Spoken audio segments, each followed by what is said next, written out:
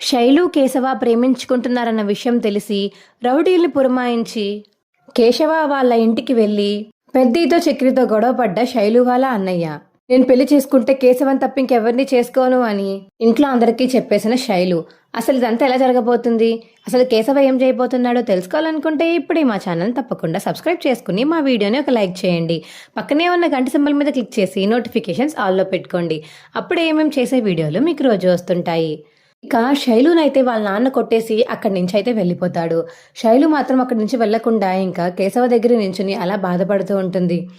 నిన్ను కొడుతుంటే ఏమీ చేయలేకపోయాను శైలు, ఐమ్ సారీ అని చెప్పేసి ఇక కేశవ అంటుంటే, అయ్యో నువ్వు సారీ చెప్పడం ఏంటి ముంగిసా, ఏమీ అవసరం లేదు. మా నాన్న కోపంతో కొట్టారు, నా మీద ప్రేమతో కొట్టారు, పర్వాలేదు, మా నాన్నకి నేను సర్ది చెప్పుకుంటానులే. నువ్వు మధ్యలోకి రాకపోవడం మంచిదయింది. వచ్చి ఉంటే ఈ గొడవ ఇంకా పెద్దదయ్యేది, బాగుండేది కాదు. నేను ఇంటికి వెళ్ళి నేను సర్ది చెప్పుకుంటానులే, నువ్వేమీ ఫీల్ అవ్వకు నన్ను కొట్టినందుకు అని ఇక శైలు చెప్పడంతో చాలా గట్టిగా కొట్టారు. అయినా ఆడపిల్ల మీద ఎవరన్నా చేయి చేసుకుంటారా అని కేశవ అంటుంటే, అబ్బా మరి నువ్వు చేసుకోలేదా నా మీద చెయ్య, నన్ను నువ్వు మన కొట్టలేదా అని ఇక శైలు అడుగుతుంది. అదేదో కోపంలో కొట్టేశాను, ఆ రోజు చాలా ఇరిటేషన్లో ఉన్నాను అనిక కేశవ అంటుంటే, మరి ఇన్ని ఇయర్స్ నుంచి నన్ను ప్రేమగా చూసుకుని పెద్ద చేసిన మా నాన్న కూడా ఎవరినో ప్రేమిస్తున్నానని తెలిస్తే మా నాన్నకు కూడా కోపం వస్తుంది కదా కేశవ. అదే అయింది, నేను ఇంటికి వెళ్ళి సర్ది చెప్పుకుంటానని చెప్పాను కదా, ఇక వదిలే. సరే వెళ్ళి నువ్వు పని చేసుకో, నేను కాసేపు ఉండి ఇంటికి వెళ్ళిపోతానులే అనిక శైలు అయితే అక్కడే నించుని అలా చూస్తూ ఉంటుంది. ఇప్పుడు ఇంటికి వెళ్ళి నాన్నని ఎలా ఫేస్ చేయాలి, నాన్న అన్నయ్యకి చెప్పకుండా వదలడు, అన్నయ్య ఈ మ్యాటర్ని ఖచ్చితంగా వదలడు అనిక మనసులో అయితే అనుకుంటుంది శైలు. సరే నేను వెళ్తాను అని ఇంకా అక్కడి నుంచి వెళ్ళిపోతుంది శైలు అయితే. ఇక శైలు వెళ్ళిపోవడంతో కేశవ అయితే తన గురించి ఆలోచిస్తూ అలా బండి రిపేర్ చేస్తూ ఉంటాడు. ఇంకో పక్క ఇక మహాలక్ష్మి అయితే రెడీ అయ్యి చక్రిని పిలుస్తుంది. కన్నా కూడా వెళ్తున్నానా వదిన కాలేజ్కి అని వెళ్ళిపోబోతుంటే, రే ఉండరా, కేశవ అని మాధవాని పిలవ్వా అని చెప్పేసి ఇక మహాలక్ష్మి కన్నాని అడగడంతో, మాధవ అన్నయ్య కేశవ అన్నయ్య రండి బయటికి రండి వదిన పిలుస్తుంది అని కన్నా చెప్పడంతో, ఏంటమ్మా ఎందుకని పిలిచావు, ఏమైంది అని ఇక పెద్ది అడుగుతాడు. అదే పెద్ది, మేమిద్దరం అసలైన మొగుడు పిల్లం కాదు కదా, అందుకని మేము అడ్వకేట్ దగ్గరికి వెళ్తున్నాము. అడ్వకేట్ దగ్గరకా అంటే ఎవరమ్మా అని పెద్ది అడిగేసరికి, మేము లాయర్ దగ్గరికి వెళ్తున్నాం పెద్ది, మేమిద్దరం విడాకులు తీసుకుందాం అనుకుంటున్నాము అనిక మహాలక్ష్మి చెప్పేసరికి, ఏంటమ్మా నువ్వు మాట్లాడింది, విడాకులు తీసుకుంటారా, ఎందుకమ్మా, ఎందుకు ఇప్పుడు మీకు ఆలోచన వచ్చింది, బాగానే ఉన్నారు కదా మీ ఇద్దరు అని పెద్ది అడుగుతుంటే, అది కాదు పెద్ది, ఇప్పుడు ఏంటంటే ఎవరైనా వచ్చి సడన్గా తిని ఎవరు నీకేమవుతారు ఏంటి అని అడుగుతుంటే, తిను నా భర్త అని కానీ లేకపోతే నా స్నేహితుడిని కానీ చెప్పలేకపోతున్నాను. నా మెల్లో తాళి ఉంది, ఆ తాళి తీసేసేదాకా నాకు మనశ్శాంతి ఉండట్లేదు. నేను ఏదో తినని కావాలని భర్త అని బంధించినట్టు, నేను భార్య అని తిన దగ్గర బందీ అయినట్టు అనిపిస్తుంది పెద్ది నాకు. అదే ఈ తాళి లేకపోతే నన్ను ఎవరు ఏమీ అడగరు కదా, డైరెక్ట్గా నేను తిన ఫ్రెండ్ అనో లేకపోతే కజిన్ అనో ఎలాగోలా చెప్పుకుంటాను, అంతేకాని ఇప్పుడు నేనే ఉన్నాను. బయటికి వెళ్తుంటే తిని నీకేమవుతారు, నీకు పెళ్ళి అయిందా లేదా అని అడుగుతుంటే ఏం సమాధానం చెప్పాలో కూడా నాకు అర్థం కావట్లేదు. అయినా ఇద్దరం ఇష్టపడి పెళ్లి చేసుకోలేదు కదా పెద్ది, అందుకనే వెళ్ళి విడాకులు తీసుకుందాం అనుకుంటున్నాము అని ఇక మహాలక్ష్మి చెప్పేసరికి, అంటే అమ్మా అది కాదమ్మా, ఇప్పుడు నువ్వు చక్రి కలుసున్నారు కాబట్టి మీ నాన్న వాళ్ళు అడగలేకపోతున్నారు, కానీ ఒకవేళ నువ్వు చక్రి కానీ విడాకులు తీసుకుంటే అప్పుడు మీ నాన్న వాళ్ళకి తెలిసిపోతుంది కదా, అప్పుడు నేను వచ్చి తీసుకెళ్ళిపోయి మళ్ళీ నీకు ఇష్టం లేని పెళ్ళి చేయరని గ్యారంటీ ఏముందమ్మా, ఇప్పుడు విడాకులు తీసుకోవడం అవసరం అంటావా అని పెద్ది చెప్పడంతో, తీసుకోవాలి పెద్ది, చెప్పాను కదా నా కారణాలు నాకు ఉన్నాయి, మా నాన్న విషయం అంటావా, ఈ విడాకులు తీసుకున్నట్టు బయట ఎవరికి తెలియకుండా నేను చూసుకుంటాను, కానీ ఇదే బంధంతో ఇంట్లో ఉండాలంటే ఉండలేకపోతున్నాను పెద్ది, చక్రికి కూడా నా మీద మళ్ళీ ఫీలింగ్స్ వచ్చి నన్ను భార్యగా ఒప్పుకుంటే అప్పుడు కష్టం అయిపోతుంది కదా విడాకులు తీసుకోవడం అని చెప్పేసి ఇక మహాలక్ష్మి అయితే పెద్దది చెప్పడంతో, సరేనమ్మ మహాలక్ష్మి నీ ఇష్టమే ఇంకా మా ఇష్టం, మేము ఇంకా నిన్ను ఆపలేము అని చెప్పేసి పెద్ద అండంతో కేశవ మరియు కన్నా కూడా అలా చూస్తూ ఉండిపోతారు మహాలక్ష్మిని. వదిన ఒకవేళ మీరు చక్కెర అన్నయ్యకి విడాకులు ఇచ్చేసిన ఈ ఇంట్లోంచి వెర్రిపోరు కదా, చెప్పండి వదిన అని కన్నా అడిగేసరికి, లేదరా కన్నా, ఈ ఇంట్లోంచి నేను వెళ్ళిపోను, మీరు నన్ను ఎలాగైతే వదిలి ఉండలేకపోతున్నారో నేను కూడా మిమ్మల్ని అందరినీ వదిలి ఉండలేకపోతున్నాను, ఇదిగో చక్రి గారిని తప్ప మీ ముగ్గురిని వదిలి ఉండలేకపోతున్నాను రా అని చెప్పేసి ఇక మహాలక్ష్మి చెప్తుంది. ఛే, మళ్ళీ ప్రత్యేకంగా నా పేరు విడమర్చి చెప్పాలా ఏంటి? ఏం పర్లేదులేండి, మీరు వాళ్ళ కోసమే ఉండొచ్చు, వాళ్ళ కోసమే రావచ్చు, నేను పోతానులేండి ఇంట్లోంచి, మీకు కూడా ప్రశాంతంగా మనశ్శాంతిగా ఉంటుంది అని చక్రి చెప్తాడు. రేయ్, తనేదో మామూలుగా అంది కానీ, సరే వదినా, మీరు విడాకులు తీసుకున్నాక మాతోనే ఉండాలి, ప్రామిస్ చేయండి అని చెప్పేసి కన్నా అడిగేసరికి ప్రామిస్గా చెప్తున్నాను, నేను ఎక్కడికి వెళ్ళను, మీతోనే ఉంటాను అని మహాలక్ష్మి అయితే మాటిస్తుంది కన్నాకి. సరే పదండి చక్రి గారు, మనం వెళ్దాము, వెళ్ళి విడాకులు తీసుకుని వద్దాము, అప్లై చేద్దాం పదండి అని మహాలక్ష్మి మరియు చక్రి అయితే అక్కడి నుంచి వెళ్తారు.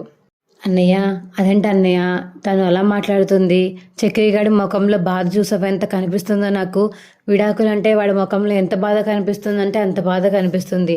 ఎన్ని రోజులు భార్య భార్య అంటూ వాడు అంటుంటే నేను కావాలని ఎక్కిరించేవాళ్ళం, కానీ ఇవాళ వాడు మహాలక్ష్మి గారిని ఎంత ప్రేమిస్తున్నాడో వాడి కళ్ళల్లోనే కనిపిస్తుంది. విడాకులు అనగానే వాడి కళ్ళల్లో మొత్తం నీళ్ళే నిండిపోయాయి. అక్కడికి వెళ్ళాక ఏడవకుండా ఆపుకుంటే అదే మంచిది. వాడి ప్రేమ ఎప్పుడు చెప్తాడో ఏంటో, అయినా వాడు చెప్పడానికి వాడి దగ్గర ధైర్యం లేదురా కేశవ. వాడిప్పుడు చెప్పినా ఒకవేళ ఆ అమ్మాయి ఒప్పుకోవాలి కదా. ప్రస్తుతానికి ఆ అమ్మాయికి వీడంటే చాలా కోపంగా ఉంది. ఇప్పుడు చెప్తే ఆ అమ్మాయి ఖచ్చితంగా నువ్వనే వద్దంటుంది. సమయం చూసుకుని చెప్పాలి. సరే, వాడిది వాడు చూసుకుంటాడు, కానీ ఇక మీరు రెడీ అయ్యి ఎవరి పనుల్లోకి వాళ్ళు వెళ్ళండి అని ఇంకా పెద్ద చెప్పేసరికి ఇంకా ఎవరి పనులకు వాళ్ళు వెళ్ళిపోతారు. ఇక మహాలక్ష్మి మరియు చక్రి అయితే లాయర్ దగ్గరికి వెళ్తారు. మేడం, ఇది మేము లాస్ట్ టైం ఒకసారి ఆధార్ కార్డ్ గురించి అని చెప్పేసి ఆగిపోయింది మా డివోర్స్. ఇప్పుడు మేము డివోర్స్ తీసుకోవడానికి వచ్చాము. ఇదిగోండి మా ఆధార్ కార్డ్స్, మా ప్రూఫ్స్ అన్నీ ఉన్నాయి. మీరు మాకు ఎలాగైనా సరే డివోర్స్ ఇప్పించాలి అని చెప్పేసి ఇక లాయర్ని అయితే మహాలక్ష్మి అడుగుతుంటే, ఏంటమ్మా మీ ఇద్దరికి ప్రాబ్లం చెప్పండి, ప్రాబ్లం ఉంటే కౌన్సిలింగ్ ఇప్పిస్తాను, దాన్ని బట్టి మీ ప్రాబ్లం సాల్వ్ అయ్యి మరే మీరు కలిసిపోయి ఉండొచ్చు అని చెప్పేసి ఇక్కడ లాయర్ చెప్తుంటే, మాది కౌన్సిలింగ్తో పోయే ప్రాబ్లం కాదులే లాయర్ గారు. మా ప్రాబ్లం ఏంటంటే మా నాన్నగారు నాకు వేరే అబ్బాయితో ఇచ్చి పెళ్లి చేస్తారని, ఆడు మంచోడు కాదని తెలిసినా సరే అందుకని వాడి దగ్గర తప్పించుకోవడానికి ఇదిగో తిన చేతితోటి మెల్లో నేను నా మెల్ల తాళి కట్టించుకున్నాను. ఇప్పుడు తన మీద నాకు ప్రేమ లేదు, నేనంటే తనకి ప్రేమ లేదు, ఏదో మామూలుగా మా నాన్నగారి దగ్గర నుంచి తప్పించుకుందామని ఇలా చేశాము అంతే. అందుకని ఇది పెళ్లి కింద రెక్కరాదు కాబట్టి మేమిద్దరం విడిపోదామని అనుకుంటున్నాము. అప్పుడు ఎవరి దారి వాళ్ళు చూసుకోవచ్చు కదా. తనకి నేనంటే ప్రేమ లేదు, నాకు తనంటే ప్రేమ లేదు అని మహాలక్ష్మి లాయర్కి చెప్తుంటే, చక్రి మాత్రం అలా మహాలక్ష్మిని బాధతో చూస్తూ ఉంటాడు. ఏమో నాకు అలా అనిపించట్లేదే, ఎందుకు లాయర్? మీకైతే తన మీద ప్రేమ లేకపోయి ఉండొచ్చు, కానీ అతనికి మాత్రం మీరంటే చాలా ప్రేమ ఉందని తన కళ్ళల్లోనే కనిపిస్తుంది అని లాయర్ అంటుంటే, ఏంటి చక్రి గారు నిజమా అని మహాలక్ష్మి అడిగేసరికి, అబ్బాబ్బే లేదు లేదు ఏమీ లేదు, మీకు కావాల్సింది విడాకులే కదా, తీసేసుకోండి, సంతకం చేసేస్తాను అని చక్రి అంటాడు. ఇదిగో మీరే విన్నారు కదా, మాకు విడాకులు కావాలి, ఎలాగైనా ఇప్పించండి లాయర్ గారు ప్లీజ్ అని మహాలక్ష్మి అడిగేసరికి, సరే సరే విప్పిస్తాను, ఒక 1 monthలో మీకు విడాకులు వచ్చేస్తాయి, దాన్ని బట్టి ఇంకా ఎవరి వాళ్ళు సపరేషన్ అయిపోవచ్చు అని లాయర్ చెప్పేసరికి, thank you so much lawyer గారు అని చక్రి మరి మహాలక్ష్మి అయితే బయటికి వచ్చేస్తారు. చక్రి మాత్రం ఇప్పటికైనా ఎప్పటికైనా ప్రేమను తెలుసుకుంటారనుకున్నాను, నాతోనే జీవితాంతం అనుకున్నాను. మీరు నన్ను దగ్గరికి రానివ్వకపోయినా పర్వాలేదు, కానీ మిమ్మల్ని చూస్తూ బతికేద్దాం అనుకున్నాను, కానీ మొత్తానికి విడాకులు తీసుకుని వెళ్ళిపోదామని ప్లాన్ చేసుకున్నారనమాట. ఏం చేస్తాం, ఇదే రాత అని మనసులో అనుకుని అలా నడుస్తూ ఉంటాడు చక్రి అయితే. ఏంటి ఏమైందండి, మొట్టల నుంచి మాటలు రావట్లేదు? నాకైతే చాలా హ్యాపీగా ఉంది, మీకు కూడా హ్యాపీనెస్తోనే కదా మాటలు రావట్లేదు? విడాకులు తీసుకుంటే నేను వెళ్ళ తాళి వేసుకోవాల్సిన అవసరం ఉండదు, కాళ్ళకి చుట్లు వేసుకోవాల్సిన అవసరం ఉండదు, నాకు పెళ్ళి అవ్వలేదని చెప్పేసి అందరికీ అర్థమవుతుంది, కానీ మన ఇంట్లో ఉన్నప్పుడు మాత్రమే ఎలా మెయింటైన్ చేయాలో నాకు అర్థం కావట్లేదు అని మహాలక్ష్మి అంటుంటే, మన ఇంట్లో ఉన్నప్పుడు మెయింటైన్ చేయడం ఏంటండి, అదే నేను మీ ఇంట్లో ఉన్నప్పుడు చుట్టుపక్కల వాళ్ళు ఎవరొకరు వచ్చి చూసి అడుగుతారు కదా, మళ్ళీ అన్నీ తీసేసావేంటి అని మళ్ళీ పేర్లు పెడతారేమో అని చూస్తున్నాను. చూద్దాం ఏం జరుగుద్దో, ఇంకో నెల ఉంది కదా విడాకులు రావడానికి. సరే మరి చక్రి గారు, నేను ఇంకా ఆఫీస్కి వెళ్తాను, ఇప్పటికే లేట్ అయిపోయింది అని మహాలక్ష్మి అయితే ఆఫీస్కి కట్టించట్టు వెళ్ళిపోతుంది. చక్రి అయితే బాధతో అలాగా ఇంటికైతే వెళ్ళి అలా కూర్చుని ఉంటాడు. అప్పుడే పెద్ద వచ్చి, ఏరా ఏమైంది? విడాకులకి లాయర్ గారు ఒప్పుకున్నారా? ఒప్పుకోలేదా? ఏమన్నా ప్రూఫ్స్ కావాలని చెప్పారా? చెప్పరా అని చెప్పేసి ఇక ఆ పెద్ద అడిగేసరికి, లేదన్నయ్య, ప్రూఫ్స్ అన్నీ కరెక్ట్గానే ఉన్నాయి, విడాకులు నెలలో వచ్చేస్తాయి అని చెప్పారు. కౌన్సిలింగ్ తీసుకోమని కౌన్సిలింగ్ తీసుకోండి, ఇలా మీరు మళ్ళీ కలిసిపోవచ్చు ఒక నెలకి అని చెప్పేసి చెప్పారు. కానీ లాయర్ ఆల్రెడీ తను వద్దనేసింది అన్నయ్య. మా ఇద్దరి మధ్య గొడవల వల్ల కాదు కదా మేము విడాకులు తీసుకుంటుంది, ఎవరికి వాళ్ళు బతుకుదామని విడాకులు తీసుకోవడానికి వెళ్తున్నాము. ఆ లాయర్కి ఎక్స్ప్లెయిన్ చేశాము. ఆవిడ ఓకే అనింది. ఇదిగో ఇలాగ ఇప్పుడు విడాకులకి అప్లై చేసేసాం కదా, ఇంకో నెలలో తనెవరో నేనెవరో అన్నయ్య అని చెప్పేసి ఇక చక్కెర బాధపడుతుంటే, రే బాధపడకరా, మన కుటుంబానికి ప్రేమించిన అమ్మాయిలు అచ్చురారేమోరా, నా గాయత్రి అలాగే వెళ్ళిపోయింది, నీ మహాలక్ష్మి వెళ్ళిపోకుండా నేను చూసుకుంటానురా, తను ఇంట్లోనే ఉండేలాగా నీతోనే ఉండేలాగా నేను చూసుకుంటానురా అని ఇక పెద్ద అయితే చక్రికి ధైర్యం చెప్తూ ఉంటాడు. ఇక శైలు ఇంటికి వెళ్ళిపోయాక శైలు అయితే చాలా కోపంతో ఇంటికి వెళ్ళి లోపలలో కూర్చుని ఉంటుంది. ఏయ్, ఎందుకు వచ్చావే ఇంటికి? మీ నాన్న చేసినంత చెప్పాడు, అసలు ఎలాంటి పనులు పిచ్చి పిచ్చి పనులు చేస్తున్నావే నువ్వు? నా కూతురు అని చెప్పుకోవడానికి కూడా సిగ్గుగా ఉంది. ఏంటి, ఇంకెవరు దొరకలేనట్టుగా ఆ మెకానిక్ కొట్టుని ప్రేమించి వాడు బండి మీద షికారులు వేస్తున్నావంట కదా? పొద్దున్న నువ్వు ఆ అబ్బాయి బండి మీద నాన్న కనిపించావని నాన్న నాకు వాళ్ళు నిన్నే చెప్పారు. ఫోన్లే పాపమని ఊరుకున్నారు. కానీ ఇవాళ మరీ రెచ్చిపోయావంట కదా అక్కడ. అసలు ఏం చేస్తున్నావే నువ్వు అని శైలు వాళ్ళ అమ్మ అంటుంటే, అమ్మ నేను అతన్ని ప్రేమించాను, పెళ్ళంటూ చేసుకుంటే నేను కేశవానే చేసుకుంటాను, ఇంకెవరిని చేసుకోను అని చెప్పేసి ఇక శైలు అంటుంటే, అప్పుడే ఇక శైలు వాళ్ళ అన్నయ్య వస్తాడు. ఏంటి వాగుతున్నావు? భయం భక్తి లేకుండా వాగుతున్నావేంటి? ఎవరో డబ్బున్నవాడిని చూసుకుని పెళ్లి చేసుకుంటావా అని అనుకుంటే నీకంటే డబ్బు లేనివాడిని చేసుకుంటావా? మనకంటే ఇంకా లో క్లాస్ అబ్బాయిని చేసుకుంటావా? చిచ్చి చిచ్చిచి, నిన్ను అసలు చూడడానికి కూడా నాకు ఏదోలా ఉంది. ఇంట్లోంచి సారి నుంచి కాలేజ్ అది ఇదే అని కదిలావా, కాలు విరగ్గడి చేతిలో పెడతాను అని చెప్పి ఇక శైలు వాళ్ళ అన్నయ్య అంటుంటే, ఏ రాయే, నువ్వు బోల్డ్ మంది అమ్మాయిలు నేర్పించావు, బోల్డ్ మంది అమ్మాయిల్ని ప్రేమించావు, నేను ఎప్పుడైనా ఏమైనా అన్నానా? ఇప్పుడు మాత్రం వచ్చేసి కబుర్లు చెప్తున్నావు, లెగు, నేను తన దగ్గరికి వెళ్ళిపోతాను అని ఇక శైలు అంటుంటే, ముందు వాడు ఉండాలి కదా, చెప్తాను వాడి సంగతి అని ఇక శైలు వాళ్ళ అన్నైతే కోపంతో ఇంట్లోంచి బయటికి వచ్చేస్తాడు.